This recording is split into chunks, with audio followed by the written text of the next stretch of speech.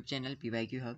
In previous video, we have discussed about all types of inverse trigonometric functions, about sin x, cos x, cot, tan, sec, all types of trigonometric functions and their graphs also, domain and range also. Now we will discuss about examples of the NCERT examples we will discuss today. Example number 1. तो example number 1 क्या है देखते हैं पहले. Find the principal value of sine inverse of 1/√2. Sine inverse of 1/√2 की value हमें निकालनी है. ठीक है, प्रिंसिपल वैल्यू निकालनी है हमें इसकी. तो अब हम इसमें क्या करते हैं, ऐसे क्वेश्चनों में कभी भी अगर ऐसे इस टाइप का क्वेश्चन आए तो कोई वैल्यू ले लेना. लेट साइन इनवर्स 1/√2 है, उसकी वैल्यू हमने क्या ले ली, उसकी वैल्यू हमने ले ली y. ठीक है, क्या ले ली हमने, y ले ली. अब जो ये साइन इनवर्स है, अगर ये y के साथ आएगा तो ये क्या बन जाएगा, साइन. यहाँ पे डिवीजन में है मान लो ये, तो इधर से क्या आएगा मल्टीप्लिकेशन में, तो ये क्या बन जाएगा, साइन. ठीक है, तो साइन इनवर्स यहाँ से अगर राइट हैंड साइड में जाएगा तो क्या बन जाएगा, साइन y. तो ये क्या बन जाएगा हमारा, साइन y इक्वल्स टू कितना आ जाएगा, 1/√2.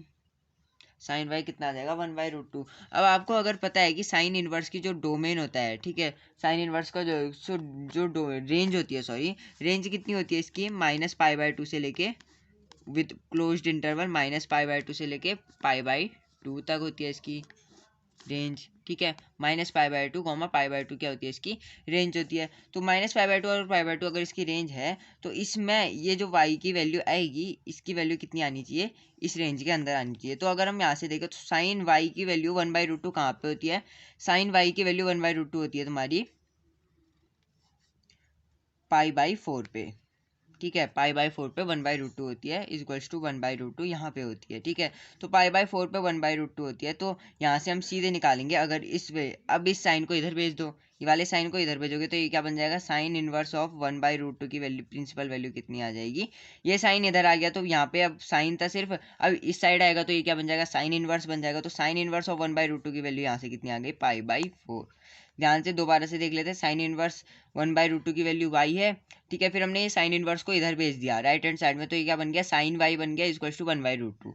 फिर साइन 1/√2 की वैल्यू साइन पे कहाँ पे, कौन सी वैल्यू होती है, साइन 1/√2 की, तो साइन पे होती है इसकी वैल्यू π/4, जहाँ पे 1/√2 होती है. तो फिर अगर ये π/4 होती है तो ये जो साइन है इसको हमने 1/√2 के साथ भेजा, तो ये क्या बन गया, साइन इनवर्स, यहाँ पे साइन था तो इधर जाके साइन इनवर्स, तो sine inverse 1/√2 equals to π/4. So principal value क्या है, सो प्रिंसिपल वैल्यू आ गई इसकी, principal value is equal to कितना आ जाएगी, π/4 आ जाएगी. ठीक, तो ये हमारा क्या था, पहला एग्जाम्पल था. अब बढ़ते हैं दूसरे एग्जाम्पल की ओर.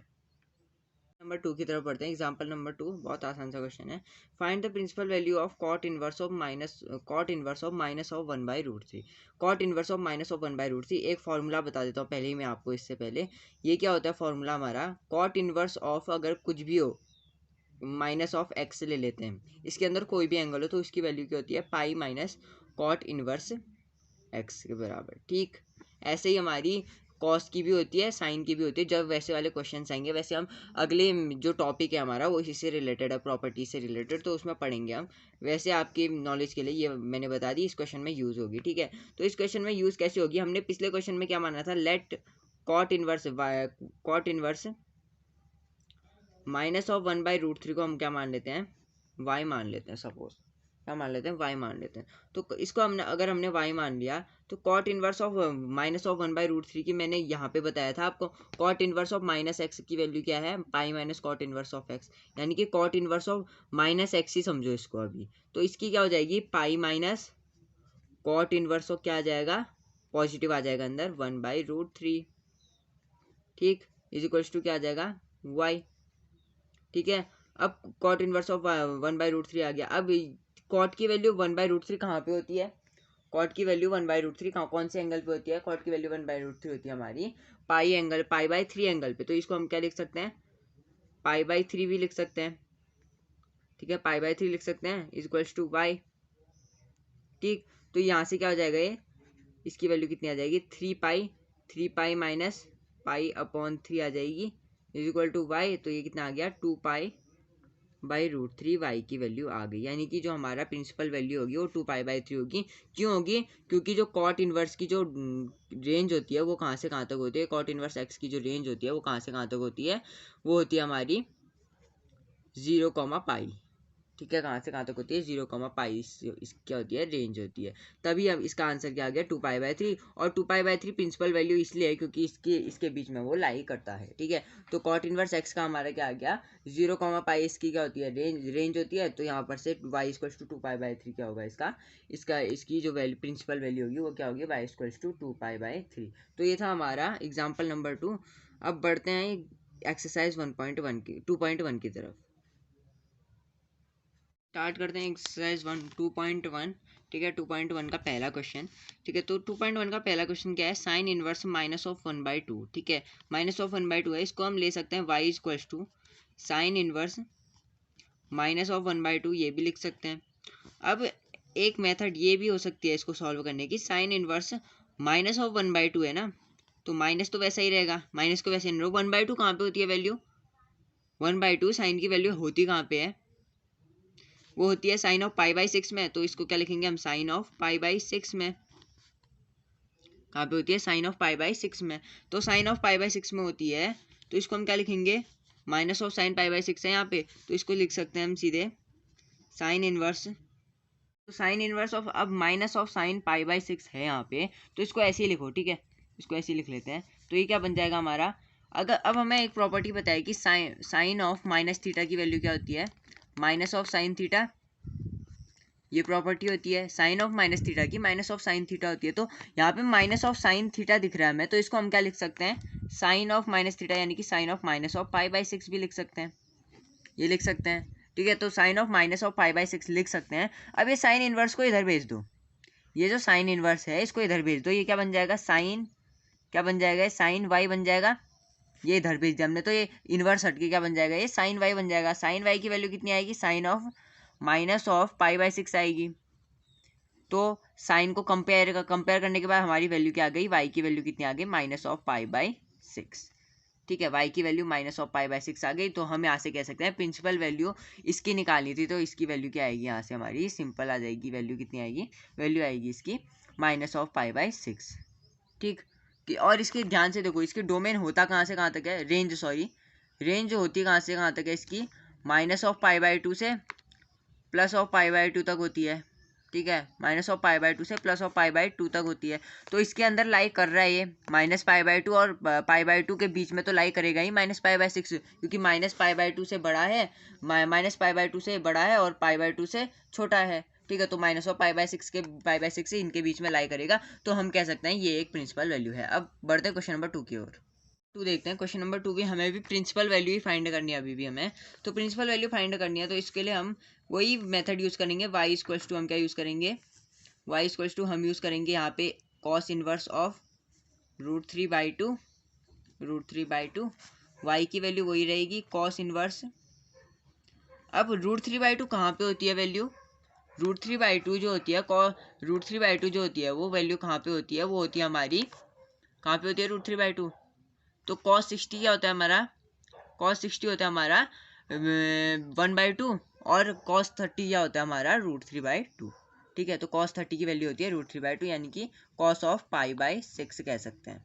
cos ऑफ π/6 की वैल्यू क्या होती है, √3/2 होती है। तो π/6 लिखेंगे तो cos ऑफ π/6 आएगा यहाँ पे। ठीक, cos ऑफ क्या आएगा, π/6 आएगा। ये cos इनवर्स यहाँ पे तक cos इनवर्स में था, अब इसको इधर भेज देंगे तो ये क्या आ जाएगा हमारा, ये क्या आ जाएगा, cos ऑफ y = क्या आ जाएगा, cos ऑफ π/6। कौन से डोमेन में, कौन सी रेंज में, रेंज तो इसकी सेम ही होगी, रेंज कहाँ से कहाँ तक होगी, -π/2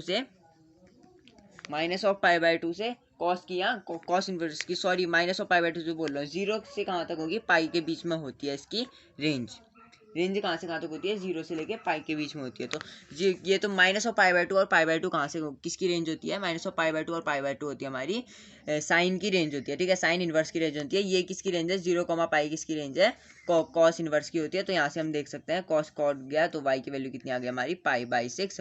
y क्या था यहाँ पे, कॉस इनवर्स ऑफ √3/2। तो हम यहाँ से देखते हैं √3/2 की वैल्यू कितनी आ रही है, π/6। तो हम यहाँ से कहेंगे कौन सी रेंज में, किस रेंज में आएगा, 0, पाई वाली रेंज में ये कितनी आ रही है, y = π/6। तो ये हमारा सेकंड क्वेश्चन था, बहुत आसान क्वेश्चन था। तो ये सॉल्व हो गया। अब थर्ड क्वेश्चन की ओर बढ़ते हैं। बढ़ते हैं। क्वेश्चन नंबर थर्ड भी बहुत आसान है। क्या दिया हमें y इक्वल्स टू, हम हमेशा लेट y इक्वल्स टू क्या ले लेंगे, कॉसेक इनवर्स ऑफ 2 ले लेते हैं, कॉसेक इनवर्स ऑफ 2 ले लेते हैं। ठीक, तो अब कॉसेक इनवर्स ऑफ 2 है तो कॉसेक इनवर्स को वैसा ही रखो, ये क्या हो जाएगा, कॉसेक बन जाएगा। अब कॉसेक ऑफ 2 लिख सकते हैं हम इसको, ठीक है, तो कॉसेक ऑफ 2 लिख सकते हैं, यानी कि कॉसेक ऑफ 2 नहीं, सॉरी, 2 कहाँ पे होती है वैल्यू हमारी, कॉसेक की वैल्यू 2 कहाँ पे होती है, देखो साइन की वैल्यू कहाँ पे होती है 2, साइन की वैल्यू 30, साइन 30 क्या होता है हमारा 1/2 होता है, तो कॉसेक कॉसेक 30 कितना हो जाएगा हमारा 2, यानी कि कॉसेक 30 का मतलब है कॉसेक ऑफ π/6 पे, कहाँ पे π/6 पे इसकी वैल्यू क्या होती है 2 होती है, तो यहाँ से हम सीधे लिखेंगे कॉसेक π/6 लिख लेते हैं। ठीक, कॉसेक π/6 आएगा और इधर तो y रहेगा, तो अब ये जो कॉसेक इनवर्स है ये इधर जाएगा, y के साथ मिलके क्या हो जाएगा कॉसेक y बन जाएगा, ये इनवर्स हट जाएगा और ये क्या बन जाएगा अब हमारा, ये बन जाएगा कॉसेक ऑफ π/6, कॉसेक ऑफ क्या बनेगा ये π/6, तो ये π/6 बन गया, तो y की वैल्यू यहाँ से हमारी क्या आ जाएगी π/6, और कौन सी इसको किस रेंज में आनी चाहिए इसकी वैल्यू, देखते हैं रेंज देख लेते हैं इसकी, कहाँ से कहाँ तक, -π/2 π/2, जहाँ पे इसकी वैल्यू क्या हो विद ओपन इंटरवल, जहाँ पे इसकी वैल्यू क्या हो 0 में ना लाई करे, यानी कि इसकी वैल्यू 0 नहीं होनी चाहिए, -π/2 और π/2 के बीच में इसकी वैल्यू लाई करती है, ठीक है, π/6 है तो -π/2 और π/2 के बीच में लाई तो करेगी वैल्यू, तो हम यहाँ से देख रहे हैं कि प्रिंसिपल वैल्यू क्या है इसकी, y इक्वल्स टू π/6 पे इसकी प्रिंसिपल वैल्यू है। ये क्वेश्चन हो गया हमारा यहाँ पे खत्म, कॉसेक इनवर्स ऑफ 2। अब बढ़ते हैं क्वेश्चन नंबर 4। क्वेश्चन नंबर 4 क्या है, tan इनवर्स ऑफ -√3 है, ठीक है, tan इनवर्स ऑफ -√3 है, तो यहाँ पर से देखते हैं y की वैल्यू क्या आ जाएगी, y की वैल्यू आ जाएगी tan इनवर्स ऑफ, अब -√3 है तो इसको ले लेते हैं हम -√3 है ना, इसको ऐसे ही लिख लेते हैं थोड़ी देर के लिए, -√3 लिखते हैं, ठीक है, तो -√3 लिखते हैं। अब ये हमारी जो tan होती है, tan√3 की वैल्यू कहाँ पे होती है, tan की वैल्यू कहाँ पे होती है, यानी कि √3 की वैल्यू 10 पे कहाँ पे होती है, तो ये क्या होती है tan ऑफ π/3, π/3 पे √3 होती है, यानी कि 60 कहते हैं जिसे हम, tan 60 क्या होता है π/3 होता है, तो यहाँ पर से हम क्या लिखेंगे, सीधे सीधे लिख लेते हैं, y equals to tan inverse of क्या आ जाएगा, यहाँ पर से tan इनवर्स आ जाएगा tan ऑफ π/3, क्या आ जाएगा tan ऑफ π/3। अब ये जो tan इनवर्स है इसको इधर भेज देंगे तो ये क्या बन जाएगा, ये tan इनवर्स को इधर भेज देंगे तो ये क्या बन जाएगा tan y, तो ये क्या बन जाएगा tan y इक्वल्स टू क्या आ जाएगा tan ऑफ π/3, tan ऑफ π/3, तो इसकी अब हमें रेंज पता है, रेंज क्या होती है इसकी, रेंज होती है इसकी -π/2 से कहाँ तक, π/2 तक, ठीक है, -π/2 से π/2 तक इसकी क्या होती है रेंज होती है, विद ओपन, ठीक है, ओपन ब्रैकेट्स के साथ, ओपन ब्रैकेट्स के साथ होती है -π/2 टू π/2, क्योंकि इसका जो ग्राफ बनता है वो इस टाइप से बनता है, ठीक है, यहाँ देखना ध्यान से, ऐसे टाइप से बनता है जहाँ पे π/2 और π/2 यहाँ पे होता है, ठीक है, π/2 यहाँ पे होता है और -π/2 यहाँ पे होता है, जहाँ पे इसकी वैल्यू क्या होती है नॉट डिफाइन, मतलब इन्फिनिटी को टेंड करती है, इसकी वैल्यू कहाँ को टेंड करती है, इन्फिनिटी को टेंड करती है, इसलिए हमने ओपन इंटरवल लगाया है, ठीक, तो tan y equals to tan π/3 आया, तो y की वैल्यू कितनी आ गई π/3, ठीक है, y की वैल्यू कितनी आ गई हमारे यहाँ से π/3। तो ये वाला 4th क्वेश्चन कंप्लीट हो गया। 5th क्वेश्चन की ओर बढ़ते हैं हम बढ़ते हैं क्वेश्चन नंबर 5 के। क्वेश्चन नंबर 5 क्या है, cos inverse of -1/2, cos inverse of -1/2, वही लेट y इक्वल्स टू क्या लेंगे हम, y इक्वल्स टू हम लेंगे cos इनवर्स ऑफ -1/2, ठीक, अब y इक्वल्स टू वैसा ही रहने देते हैं, cos इनवर्स यहाँ वैसा ही रहेगा, अब ये क्या हो जाएगा हमारा, ये हो जाएगा माइनस ऑफ, अब 1/2 कहाँ पे होती है हमारी वैल्यू, ध्यान से देखना, माइनस ऑफ कॉस की वैल्यू जब 1/2 होती है वो कहाँ पे होती है, 1/2 होती है हमारी वैल्यू, कहाँ पे बता सकते हो, 1/2 जो वैल्यू होती है वो होती है cos ऑफ π/3 पे, यानी कि 60, ठीक है, cos ऑफ π/3, तो ये क्या आ जाएगा माइनस ऑफ cos ऑफ π/3। अब माइनस ऑफ cos ऑफ π/3 तो हमारे पास कोई टेबल में कोई वैल्यू नहीं होती, अगर आप वैसे देखो तो कोई वैल्यू होती नहीं है। अब क्वाड्रेंट्स का कॉन्सेप्ट यहाँ पे बहुत यूज होगा, ठीक है, minus of cos of π/3, cos कहाँ पे होता है हमारा, देखना ध्यान से देखना, तो अगर हमें माइनस लाना है और वो भी π/3 में, तो π/3 देखेंगे तो यहाँ पे कहीं ये लाई करेगा इस क्वाड्रेंट में, यानी कि ये पाई है, ये क्या होगा, ये 2π हो जाएगा, तो यहाँ पे कहीं हमारा क्या होता है, यहाँ पे होता है हमारा कॉस, ठीक है, कॉस यहाँ पे होता है, लेकिन अब हमें क्या करना है, रेंज क्या है इसकी, और ध्यान से देखना दूसरी बात, रेंज देखते हैं, रेंज क्या होती है 0 से π, 0 से π, अब हम 2π वाली रेंज तो ले नहीं सकते, 2 पाई वाली रेंज लेते तो हम इधर को जाते तो प्लस ही मिलता, हमें इधर को भी जाते तो प्लस ही मिलता। तो हम यहाँ पर से 2 पाई वैसे भी नहीं है यहाँ रेंज में वैसे भी नहीं है, तो वैसे भी नहीं ले सकते हम इसको, ठीक है। तो माइनस लाने के लिए कभी भी हमें क्या करना पड़ेगा, अब सेकंड क्वाड्रेंट में, क्योंकि यहाँ साइन और कॉसेक की वैल्यू हमेशा पॉजिटिव होती है, बाकी किसी की नहीं होती है, तो हमें सिर्फ सेकंड क्वाड्रेंट, यानी कि हम यहाँ से क्या लिख सकते हैं, cos of pi minus pi by 3 लिखेंगे, तो हमारा क्या आएगा, minus of cos pi by 3। यानी कि आपने पढ़ा होगा कॉस ऑफ 180 माइनस थीटा जो होता है वो क्या होता है, माइनस ऑफ कॉस थीटा होता है, ठीक है। 180 माइनस थीटा, क्योंकि यहाँ पे सिर्फ साइन और कॉसेक की वैल्यू क्या होती है, पॉजिटिव होती है, तो इसलिए हम यहाँ पर से पाई माइनस पाई बाई 3, तो यहीं पे वही करेंगे हम यहाँ पे भी। तो ये क्या आएगा, y equals to cos inverse, अब ये क्या आएगा, cos of pi minus pi by 3, यहाँ से हो जाएगा pi minus pi by 3, quadrant के हिसाब से देख लिया हमने, ठीक है, क्वाड्रेंट के हिसाब से देख लिया। तो इसकी वैल्यू क्या आएगी यहाँ से, कॉस ऑफ वाई, इसकी वैल्यू इधर जाके ना, क्योंकि कॉस इनवर्स इधर जाके क्या बन जाएगा, कॉस बन जाएगा, तो cos of y equals to कितना आ जाएगा, ये cos of pi minus pi by 3, LCM लेने के बाद क्या बनेगा, 3 पाई माइनस पाई अपॉन 3, तो ये क्या बन जाएगा, कॉस ऑफ 2 पाई बाई 3, देखो 2 पाई बाई 3 बन जाएगा, ठीक है। 3 पाई minus pi upon 3, 2 pi by 3, तो वाई की वैल्यू कितनी आ गई यहाँ पर से, 2 पाई बाई 3, जो कि प्रिंसिपल वैल्यू है, जो किसके बीच में लाई करती है, 0 और पाई के बीच में लाई करती है, ठीक है। 0 और पाई के बीच में है ये वैल्यू, यानी कि यहाँ पर से 0 से पाई के बीच में ये वैल्यू क्या करती है, लाई करती है। तो ये हमारा था 5th क्वेश्चन। अब बढ़ते हैं 6th क्वेश्चन की ओर। 6th क्वेश्चन भी बहुत आसान का क्वेश्चन है, ठीक है। ये क्वेश्चन नंबर 4th की तरह ही है, ठीक है, क्वेश्चन नंबर 4th की तरह है। तो tan इनवर्स ऑफ -1 है यहाँ पर से, ठीक है। तो y की वैल्यू हम ले लेंगे tan इनवर्स ऑफ -1 लेंगे, tan इनवर्स ऑफ -1 लेंगे। अब यहाँ पर से ध्यान से देखना, 1 कहाँ पे होती है वैल्यू 10 की, 1 कहाँ पे होती है वैल्यू 10 की, 10 ऑफ पाई बाई 4 पे होती है, 10 ऑफ पाई बाई 4 पे होती है। तो वही करेंगे, tan इनवर्स क्या आ जाएगा यहाँ से, माइनस ऑफ 10 पाई बाई 4, क्या आएगा, माइनस ऑफ 10 पाई बाई 4। अब हमें पता है कि 10 ऑफ माइनस थीटा की वैल्यू कितनी होती है, -10 थीटा होती है, -10 थीटा होती है ना, 10 ऑफ माइनस पाई बाई 4 की वैल्यू, -10 पाई बाई 4 की वैल्यू माइनस थीटा होती है। तो यहाँ से हम क्या लिखेंगे, y की वैल्यू कितनी आ जाएगी, यहाँ से tan इनवर्स कितनी आ जाएगी, ये आ जाएगी 10 ऑफ माइनस पाई बाई 4, क्या आ जाएगी, 10 ऑफ माइनस पाई बाई 4। तो इसको हम क्या लिखेंगे, ये 10 इधर चले जाएगा, तो ये क्या बन जाएगा, 10y इक्वल्स टू क्या आ जाएगा, 10 of minus pi by 4, 10 of minus pi by 4, ठीक है। तो ये y की वैल्यू यहाँ से कितनी आ गई, माइनस ऑफ पाई बाई 4, जो कि प्रिंसिपल वैल्यू है, जो कि किस में लाई करती है, माइनस पाई बाई 2 और पाई बाई 2, जो इसकी रेंज है इसके बीच में लाई करती है, रेंज है इसकी, ठीक है, इसके में लाई करेगी, क्योंकि pi by minus of pi by 4 जो है वो बड़ा है pi by 2 minus of pi by 2 से, और छोटा किससे है, पाई बाई 2 से छोटा है, ठीक है। यानी कि माइनस ऑफ पाई बाई 2 से छोटा, माइनस ऑफ पाई बाई 2 से बड़ा है माइनस ऑफ पाई बाई 4, और पाई बाई 2 से छोटा है माइनस ऑफ पाई बाई 4, तो यहाँ इसके बीच में लाई करेगा, तो हम कह सकते हैं ये एक प्रिंसिपल वैल्यू है। तो 6th क्वेश्चन कंप्लीट हो गया। अब 7th क्वेश्चन की ओर बढ़ते हैं, क्वेश्चन स्टार्ट करते हैं। 7th क्वेश्चन क्या है, सेक इनवर्स ऑफ 2/√3 है। तो सेक इनवर्स ऑफ 2/√3 की हमें प्रिंसिपल वैल्यू निकालनी है। तो प्रिंसिपल वैल्यू कैसे निकालेंगे, सपोज हम इसको क्या मान लेते हैं, y equals to sec inverse 2/√3 मान लेते हैं, ठीक है, 2/√3।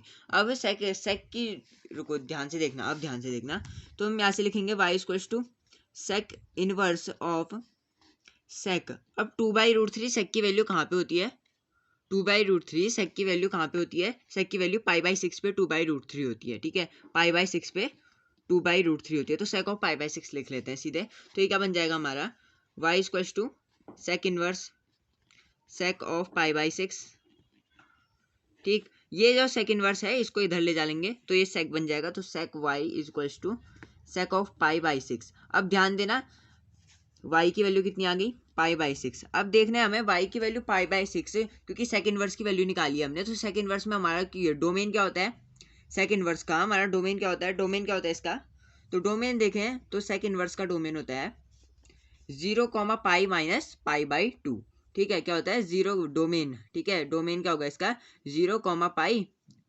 माइनस ऑफ पाई बाई 2, इसमें से π/2 हटा देंगे तो ये हमारी इसकी क्या होता है, इसका क्या होता है, रेंज, इसकी रेंज होती है, ठीक है, इसकी ये रेंज होती है। तो सेक इनवर्स की रेंज अगर ये है और हमारी π/6 है तो π/2 के बराबर तो नहीं है इसकी वैल्यू, तो हम देख रहे हैं कि 0, के बीच में लाई करेगी y=π/6, y=π/6 will lie in range 0, π-π/2। तो हम क्या कहेंगे, प्रिंसिपल वैल्यू क्या है इसकी, प्रिंसिपल वैल्यू क्या है, y=π/6। ठीक है, y=π/6 इसकी क्या है, प्रिंसिपल वैल्यू है। अगले क्वेश्चन की ओर बढ़ते हैं, क्वेश्चन नंबर 8।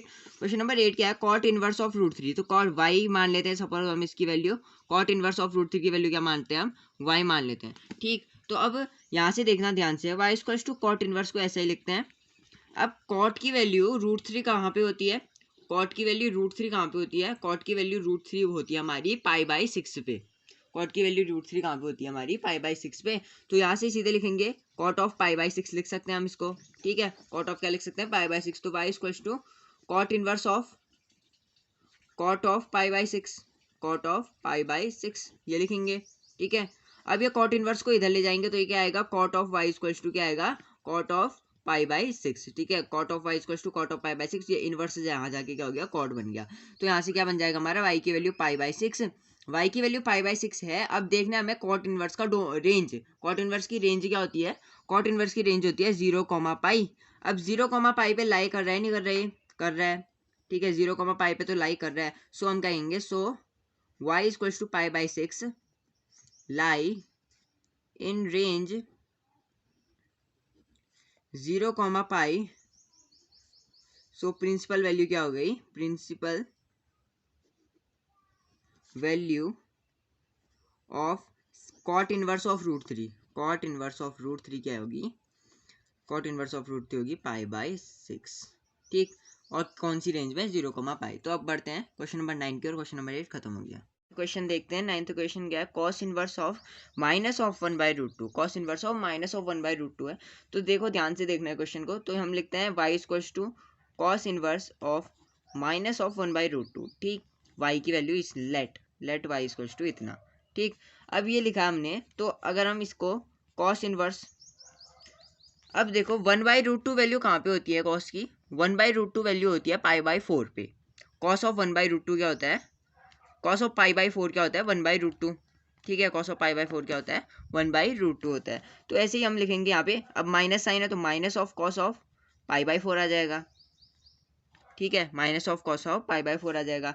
इसको अब क्या करेंगे, ये कॉस इनवर्स को इधर ले आते हैं, तो ये क्या बन जाएगा, कॉस इनवर्स को इधर लाएंगे तो कॉस y बन जाएगा। कॉस y कॉस इनवर्स, अब यहाँ से क्या आ जाएगा, कॉस ऑफ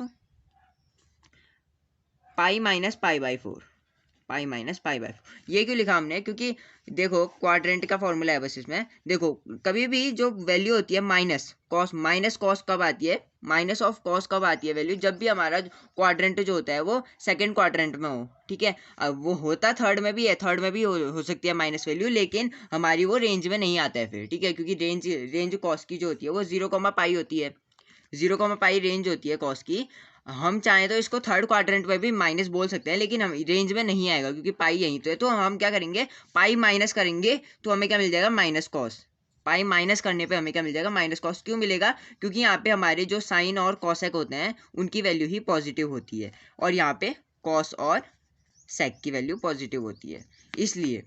ठीक है, इसलिए क्योंकि इधर जाएंगे तो पाई माइनस थीटा हो जाएगा। अब cos of pi minus theta करेंगे तो वहाँ पे क्या आएगी वैल्यू हमारी, minus of cos theta, minus of cos theta. तो ये होती है cos of pi minus theta की वैल्यू क्या होती है, माइनस ऑफ कॉस थीटा। यही फॉर्मूला लिखा है, इसको हमने उल्टा कर दिया, माइनस ऑफ कॉस ऑफ π/4 है यहाँ पे, हमने क्या कर दिया, cos of pi minus theta के बदले π/4। ठीक, तो ये प्रॉपर्टी लगी। अब यहाँ पर से देखेंगे तो ये क्या आएगा, cos of y cos of pi minus π/4, pi minus π/4 को हम क्या लिखेंगे, 3π/4। कॉस ऑफ क्या आ जाएगा, ये 3π/4। ठीक, 3π/4 आ जाएगा, तो y की वैल्यू यहाँ से क्या आ गई, 3π/4। y 3π/4 लाइज इन, किसकी रेंज क्या होती है, इसकी रेंज होती है, रेंज कॉस इनवर्स की रेंज क्या होती है, 0, सो प्रिंसिपल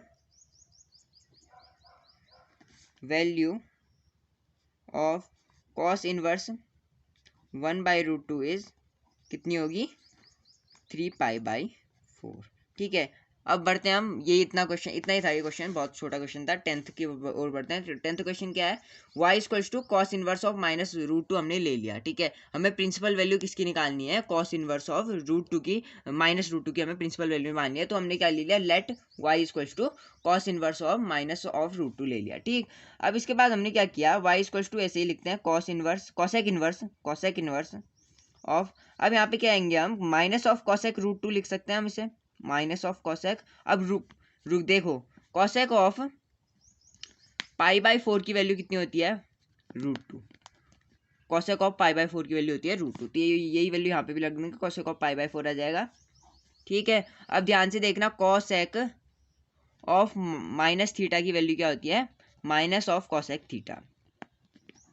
वही वैल्यू यहाँ पे भी है, -(cosec π/4 की वैल्यू क्या होगी, इसको इधर भेज देते हैं। ठीक है, cosec इनवर्स को इधर भेजेंगे तो ये cosec y बन जाएगा, तो cosec y यहाँ पर आ जाएगा, इक्वल्स टू -(cosec π/4), यानी कि -(cosec θ) को हम क्या लिख सकते हैं, cosec ऑफ -(cosec π/4) को हम क्या लिख सकते हैं, cosec ऑफ -π/4। यहाँ पे वाली प्रॉपर्टी लगा के उल्टी कर दी बस हमने इसको। ठीक है, उल्टी करके लगा दी प्रॉपर्टी। तो यहाँ पर क्या आ जाएगा हमारा, cosec y की वैल्यू कितनी आ गई, cosec y की वैल्यू आ जाएगी यहाँ से cosec ऑफ -(π/4). ठीक, तो y की वैल्यू कितनी आ जाएगी, y की वैल्यू -(π/4).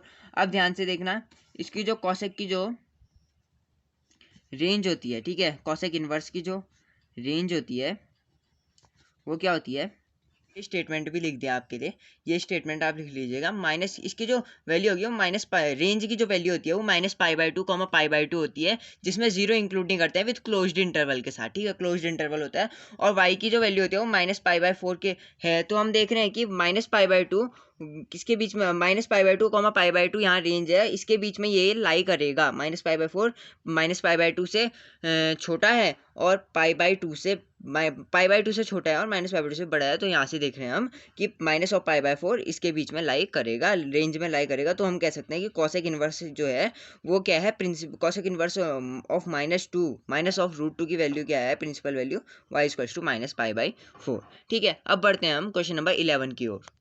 11th क्वेश्चन क्या है, 11th क्वेश्चन है tan inverse of 1 plus cos inverse of -(1/2) plus sign inverse of -(1/2) की हमें वैल्यू निकालनी है। तो इसकी वैल्यू निकालनी है, तो सबसे पहले हम एक हर की वैल्यू निकाल लेते हैं, प्रिंसिपल वैल्यू। उसके बाद हम क्या करेंगे, इस सब को टोटल ऐड कर लेंगे। ठीक है, तो प्रिंसिपल वैल्यू निकालते हैं पहले इसकी, तो हम ले लेते हैं suppose x equals to tan inverse of 1 ले लेते हैं। ठीक, तो tan इनवर्स ऑफ 1 लिया है, तो हम इसको क्या लिख सकते हैं, x equals to tan inverse of tan of π/4, tan of π/4 क्यों लिख सकते हैं, क्योंकि tan ऑफ π/4 की जो वैल्यू होती है वो क्या होती है, वो 1 होती है। ठीक, तो वो 1 होती है, तो हमने यहाँ पे 1 के बदले tan ऑफ π/4 रिप्लेस कर दिया। अब ये जो tan इनवर्स है इसको इधर ले जाएंगे, तो ये क्या बन जाएगा, tan x is equals to tan of π/4 से क्या आ गई, π/4, tan के बदले x की वैल्यू π/4 आ गई। अब tan की जो हमारी रेंज होती है वो क्या होती है, tan इनवर्स की जो रेंज होती है वो क्या होती है, π/2, -(π/2) से कहाँ तक होती है, π/2 तक होती है। ये होती है tan इनवर्स की रेंज। तो -(π/2) और π/2 में ये लाई करेगा, तो हम कह सकते हैं कि x की वैल्यू π/4 है। मैं उतना बड़ा सेंटेंस नहीं लिख रहा हूँ। ठीक है, मैंने बता दिया आपको कि इसके बीच में लाई करेगा, तो ये प्रिंसिपल वैल्यू हो गई, पहली निकाल दी हमने। ठीक, अब दूसरी निकालते हैं, cos inverse, suppose y equals to क्या हमारा, कॉस इनवर्स ऑफ -(1/2) है हमारा y इक्वल्स टू। तो अब हम यहाँ से क्या करेंगे, y equals to cos inverse, और वही वाला फंडा लगेगा यहाँ पे। ठीक है, क्वाड्रेंट वाला। तो देखते हैं यहाँ पर से, तो कॉस इनवर्स ऑफ -(1/2) है, तो इसको हम क्या लिख सकते हैं, कॉस माइनस ऑफ कॉस लिख लेते हैं इसको। और क्या लिखेंगे अब, 1/2 कहाँ पे होती है वैल्यू हमारी, 1/2 वैल्यू कहाँ पे होती है, π/6 पे। ठीक है, तो π/6 पे हमारी होती है, देखो ध्यान से, कॉस ऑफ π/6 पे हमारी वैल्यू क्या होती है, 1/2, यानी कि कॉस ऑफ 30 कह सकते हो, कॉस ऑफ सॉरी π/3 पे, कहाँ पे, π/3 पे होती है, हाँ π/3 पे होती है हमारी 1/2, यानी कि cos ऑफ 60 पे हमारी वैल्यू क्या होती है, 1/2 होती है। तो अगर 1/2 यहाँ पे हमारी वैल्यू होती है, तो हम इसको क्या लिख सकते हैं, cos inverse of minus cos of π/3 है। तो अब हम देखना, ध्यान से देखना, अब ये हमने दोबारा क्वाड्रेंट बनाया, माइनस ऑफ कॉस π/3 है, देखना साइन और कॉस यहाँ पे क्या होते हैं, पॉजिटिव, और ऐसे यहाँ पे क्या होते हैं, कॉस और सेक यहाँ पे क्या होते हैं, पॉजिटिव। बाकी सारी वैल्यूज इधर सेकंड क्वाड्रेंट में नेगेटिव होती हैं। और हमें पता है कि कॉस की जो रेंज होती है वो क्या होती है, कॉस की रेंज क्या, कॉस इनवर्स की जो रेंज होती है वो क्या होती है, वो होती है 0, पाई इसकी क्या होती है, रेंज होती है। तो यहाँ देखना, अब इसका फॉर्मूला क्या होता है, देखो ध्यान से, cos of pi minus theta क्या होता है, cos of pi minus theta क्या होता है, माइनस ऑफ कॉस थीटा। यानी कि अगर हम, वही तो है यहाँ पे, माइनस ऑफ कॉस थीटा, यानी कि ये हमारा थीटा ले लिया हमने, तो माइनस ऑफ कॉस थीटा को हम कैसे क्या करेंगे, क्या लिखेंगे, पाई माइनस पाई बाई 3 लिख सकते हैं, cos of pi minus pi by 3। अब हमने ऐसा क्यों किया, क्योंकि जो कॉस की जो वैल्यू होती है, एक इस क्वाड्रेंट थर्ड क्वाड्रेंट में नेगेटिव होती है, लेकिन थर्ड क्वाड्रेंट में हम जा ही नहीं सकते, क्योंकि हमारा कहाँ से कहाँ तक है, 0 से पाई है, यानी कि 0 से पाई हमारा सेकंड क्वाड्रेंट है, रेंज हमारी सेकंड क्वाड्रेंट तक हो सकती है। तो हमें मजबूरी ये है कि हमें यहाँ इसी क्वाड्रेंट में रहना पड़ेगा, यानी कि पाई माइनस पाई बाई 3 करना पड़ेगा। तो हम यहाँ पर से क्या करेंगे, कॉस इनवर्स क्या आ जाएगा यहाँ से, cos of pi minus pi by 3। ठीक है, ये कॉस इनवर्स को इधर ले जा दो, ये क्या बन जाएगा, कॉस ऑफ वाई। तो कॉस ऑफ वाई बन जाएगा, यानी कि pi, cos of pi minus pi by 3 क्या बन जाएगा, 2 पाई बाई 3। तो इसको हम लिख सकते हैं कॉस ऑफ 2 पाई बाई 3। ठीक है, एलसीएम लगने के बाद ये बन जाएगा। तो हम यहाँ से क्या कहेंगे, कॉस की वैल्यू, वाई की वैल्यू क्या आ गई, 2 पाई बाई 3, और इस रेंज के बीच में लाई करती है। ठीक है, 0, पाई में ये क्या करती है, लाई करेगी। ठीक, तो हमारी ये वैल्यू हो गई। अब हम ध्यान से देख, अब आगे का ध्यान से देखना, साइन इनवर्स माइनस ऑफ 1/2। अगला क्या है हमारा, z की वैल्यू ले लेते हैं हम, sine inverse minus of 1/2, minus of 1/2 हमारी क्या है, वैल्यू है। तो ध्यान से देखो, अब ये जो साइन इनवर्स है, z equal to sine inverse, अब माइनस ऑफ 1/2 है, तो 1/2 कहाँ पे होती है हमारी, साइन ऑफ 1/2, साइन ऑफ पाई/6 पे हमारी वैल्यू क्या होती है, 1/2। ठीक है, सो साइन ऑफ पाई/6 पे हमारी अगर वैल्यू 1/2 होती है, तो यहाँ से देखो ध्यान से, ये क्या बन जाएगा, साइन ऑफ पाई/6 जो कि 1/2 है। अब इसके आगे माइनस लग जाएगा, क्योंकि माइनस ऑफ 1/2 है। ठीक है, अब हमें पता है कि साइन ऑफ माइनस थीटा की वैल्यू क्या होती है, minus of sine theta. Sine of minus theta की वैल्यू क्या होती है, माइनस ऑफ साइन थीटा। तो यहाँ से लिखेंगे, ये इधर चला जाएगा, ये साइन इनवर्स जो है ये इधर चला जाएगा, इधर ले जाएंगे तो क्या बन जाएगा, साइन जेड बन जाएगा। तो ये क्या बन जाएगा यहाँ से, साइन जेड। अब इसको क्या लिखेंगे यहाँ पर से हम, इसको माइनस ऑफ साइन पाई/6 है, इसको हम क्या लिख सकते हैं, साइन ऑफ माइनस थीटा, यानी कि साइन ऑफ माइनस पाई/6। तो हम इसको क्या लिखेंगे, साइन ऑफ माइनस ऑफ पाई/6, ये लिखेंगे। साइन साइन गया तो हमारा क्या बन जाएगा यहाँ से, माइनस ऑफ पाई/6। इसकी क्या आ गई वैल्यू, प्रिंसिपल वैल्यू आ गई, जो कि किस डोमेन में, किस रेंज में लाई करेगी, रेंज उसकी होगी इसकी -π/2, π/2 क्लोज्ड इंटरवल के साथ। ठीक है, तो हमारी इसकी रेंज ये वाली हो गई। अब हम यहाँ से वैल्यू सारी नोट कर लेते हैं, फिर अगले पेज में करेंगे। ठीक है, वैल्यू सारी नोट कर लेते हैं, फिर अगले पेज में करेंगे। कर लिए। अब हमें क्या करना है, सिर्फ x plus y plus z कर देंगे, यानी कि x हमारा क्या था, x तो हमारा यहाँ क्या था, कॉस इनवर्स क्या था, कॉस इनवर्स ऑफ, यहाँ देखो tan इनवर्स ऑफ 1 था x। ठीक है, ऐसे ही cos inverse of minus of 1/2 क्या था y, और sine inverse of minus of 1/2 क्या था z। तो हम यहाँ पर से इन सबको ऐड करेंगे, तो ये क्या बन जाएगा, ये बन जाएगा हमारा π/4 प्लस 2 पाई/3, वैल्यू नोट कर लेना, प्लस माइनस ऑफ पाई/6। ठीक, अब इसको हम ऐड करें तो हमारा क्या बनेगा, ये इसको एलसीएम लेंगे तो ये पूरा हो जाएगा हमारा 12, एलसीएम 12 होगा। तो ये क्या बनेगा, 3 पाई ये बन जाएगा, ये बन जाएगा हमारा 8 पाई, और ये बन जाएगा माइनस ऑफ 2 पाई बन जाएगा। ठीक, तो ये आ गया। तो हम यहाँ पर से क्या आएगा, 8 माइनस 2 कितना हो गया, 6 पाई, 6 पाई प्लस 3, 9 पाई/12 आ गया। ठीक है, या 9 पाई/12 आया, जिसको हम काट के करें तो 3 पाई/4। तो ये था हमारा कौन सा क्वेश्चन, 11th क्वेश्चन कंप्लीट हो गया। 12th क्वेश्चन की ओर बढ़ते हैं, कर लेते हैं 12th क्वेश्चन करते हैं। तो 12th क्वेश्चन में भी हमें इसकी टोटल वैल्यू फाइंड करनी है। तो सिंपल है, x की वैल्यू हम ले लेते हैं कॉस इनवर्स ऑफ 1/2, वही स्टेप रहेगा हमारा। तो कॉस इनवर्स ऑफ 1/2 हमने अगर इसको लिया है, तो हम क्या करते हैं, x equal to cos inverse वैसा ही रखते हैं, कॉस ऑफ क्या आ जाएगा ये, अब कॉस ऑफ 1/2 की, कॉस ऑफ पाई/3 की वैल्यू क्या होती है, 1/2। ठीक, तो हम यहाँ पर से क्या लिखेंगे, कॉस ऑफ पाई/3 लिखेंगे। अब सीधे सीधे ये क्या बन गया, कॉस एक्स, कॉस इनवर्स को उधर ले जाएंगे तो ये क्या बन जाएगा, कॉस बन जाएगा। तो कॉस एक्स इक्वल टू क्या आ जाएगा, ये कॉस ऑफ पाई/3। तो एक्स की वैल्यू क्या आ गई यहाँ से, पाई/3। अब देखते हैं इसकी रेंज क्या होती है, रेंज होती है कॉस इनवर्स की रेंज। ठीक है, कॉस इनवर्स की रेंज होती है 0, तो 0, पे ये लाई कर रहा है, तो हेंस एक्स की वैल्यू क्या है, इसकी प्रिंसिपल वैल्यू है। ठीक, अब एक्स पाई/3 इसकी प्रिंसिपल वैल्यू है। अब दूसरे के केस में देखते हैं हम, साइन इनवर्स ऑफ 1/2, 2 को हटा दो, सिर्फ साइन इनवर्स ऑफ 1/2 की देखेंगे। ठीक है, तो ये क्या आएगा, वाई इक्वल टू क्या आ जाएगा यहाँ से, साइन इनवर्स ऑफ 1/2। ठीक, तो अब हम इसको देखेंगे तो ये क्या बन जाएगा, y equals to sine inverse. अब साइन ऑफ π/6 को हम क्या लिखते थे 1/2, यानी कि साइन 30 1/2 होता था। ठीक है, तो हम यहाँ से क्या लिखेंगे, साइन ऑफ π/6 लिख सकते हैं, यहाँ पर से साइन ऑफ π/6 लिख सकते हैं। उसके बाद ये साइन इनवर्स को इधर भेजेंगे तो ये क्या बन जाएगा, साइन y। तो हम यहाँ से क्या करेंगे, साइन y इधर ले आएंगे, इक्वल्स टू क्या आ जाएगा, ये साइन ऑफ π/6 आ जाएगी इसकी वैल्यू।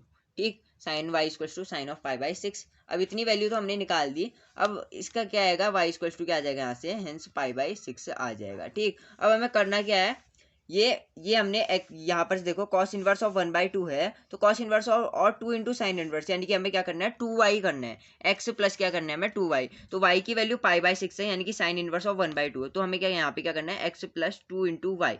क्यों, y की वैल्यू क्या हमने साइन इनवर्स ऑफ 1/2 है, तो हमने 2 इंटू वाई इसलिए लिखा क्योंकि 2 इंटू साइन इनवर्स 1/2 है, हमने साइन इसकी वैल्यू क्या ली है, y ली है, इसकी वैल्यू y ली है, तो हम इसकी वैल्यू y लिए तो ये क्या बन जाएगा, x प्लस 2y बन जाएगा। तो हम यहाँ से क्या लिखेंगे, x क्या है हमारा π/3, यहाँ पर से x क्या है π/3, और y की वैल्यू क्या है π/6, y की वैल्यू 2 इंटू π/6 हो जाएगी यहाँ से। ठीक है, 2 π/6 भी लिख सकते हैं, तो ये क्या बन जाएगा 2/3, तो ये क्या बन जाएगा π/3 प्लस π/3, जिसकी वैल्यू क्या आ जाएगी यहाँ से 2π/3।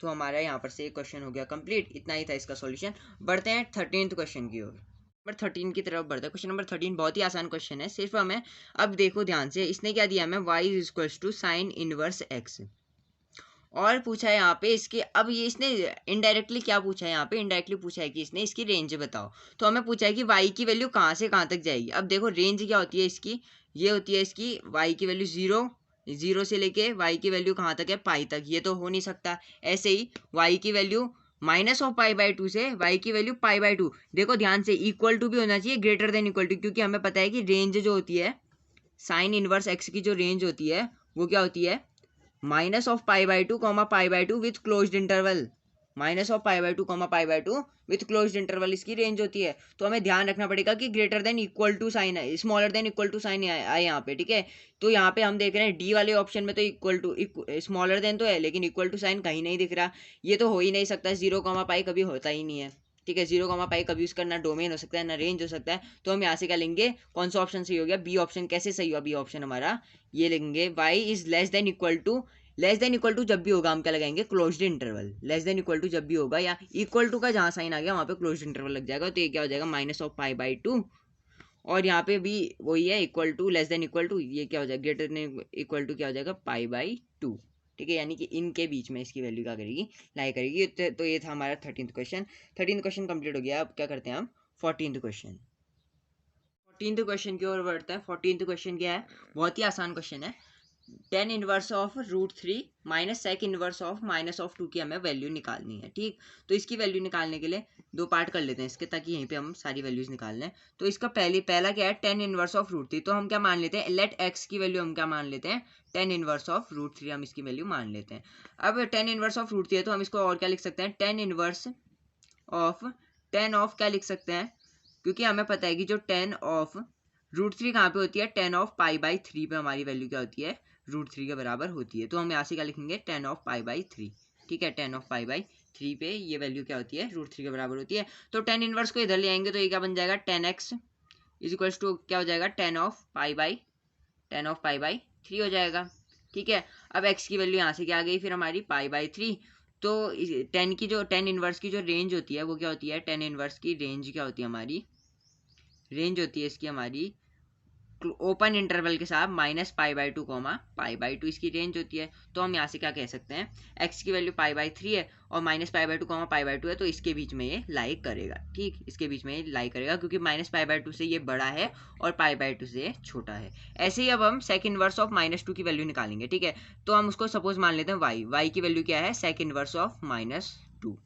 ठीक, तो ये वैल्यू हमने मान ली, तो हम इसको और क्या लिख सकते हैं, सेक इनवर्स ऑफ, अब देखना ध्यान से, सेक ऑफ, अब देखना सेक ऑफ देखना सेक ऑफ 2 वैल्यू कब होती है, यानी कि सेक की वैल्यू 2 कब होती है, तो 2 वैल्यू कहाँ पे होती है इसकी 60, यानी कि सेक ऑफ 60 पे होती है, यानी कि हम क्या लिख सकते हैं π/3 पे इसकी वैल्यू क्या होती है 2 होती है। तो हम इसको क्या लिखेंगे, सेक ऑफ पाई बाई 3 पे इसकी वैल्यू 2 होती है, तो हम इसको क्या लिख सकते हैं, सेक ऑफ माइनस लिख लेंगे, क्योंकि हमने सिर्फ 2 की वैल्यू निकाली है। अब देखना पाई बाई 3 यहाँ पे आ जाएगा, सेक ऑफ पाई बाई 3। माइनस क्यों लिखा हमने, क्योंकि हमने सिर्फ 2 की वैल्यू निकाली थी। अब 2 की वैल्यू निकाली थी यानी कि माइनस को बाहर रख दें, तो 2 की वैल्यू क्या थी, सेक ऑफ पाई बाई 3, अब बाहर से माइनस आ जाएगा। अब देखना y equals to sec inverse है, तो सेक इनवर्स को उधर भेज देंगे, तो ये क्या बन जाएगा, सेक y इक्वल्स टू क्या है, सेक y की वैल्यू क्या है, sec of pi by 3 minus of sec of pi by 3। अब ध्यान से देखना, जो हमारी कॉस और सेक की आइडेंटिटी होती है वो सेम होती है। हमने पढ़ा था कि कॉस और सेक जो होते हैं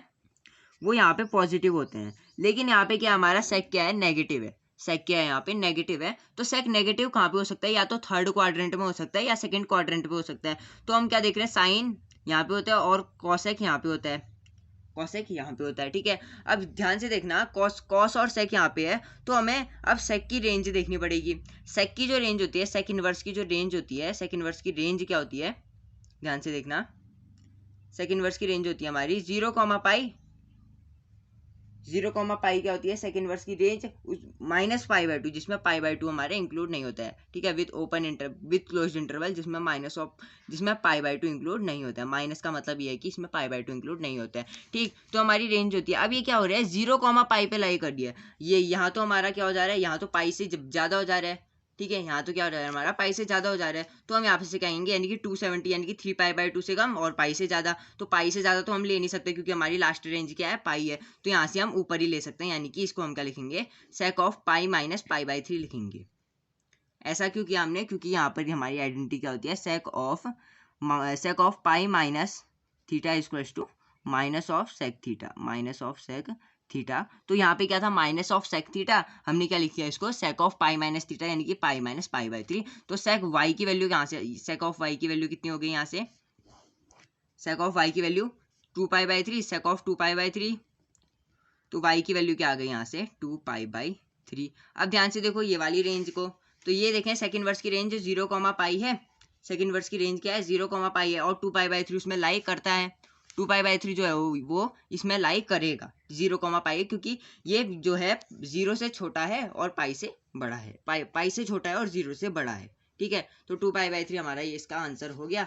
अब y निकाल लिया, अब हमें क्या करना है, इनको सब्ट्रैक्ट करना है। तो हमने क्या मान रखा है, यहाँ पे x की वैल्यू tan इनवर्स √3 मान रखी है, और y की वैल्यू क्या मान लिया, सेक इनवर्स ऑफ -2 मानी है। तो x माइनस वाई कर देंगे हम यहाँ पर से, तो x की वैल्यू पाई बाई 3 और y की वैल्यू 2 पाई बाई 3 है, ठीक है।